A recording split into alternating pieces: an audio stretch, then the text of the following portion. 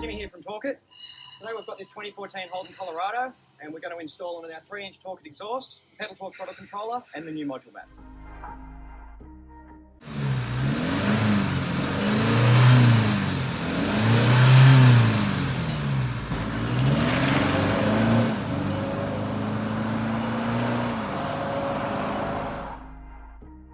ModuleMap's a new product for Torqit.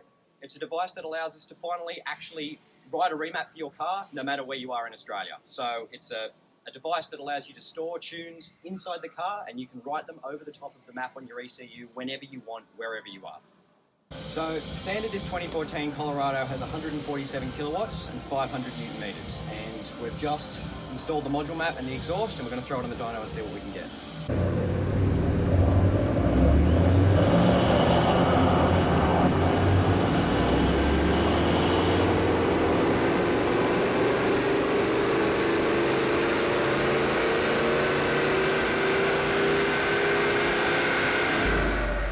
Dyno's done, and we've received a massive 13% gain in power and 16% gain in torque.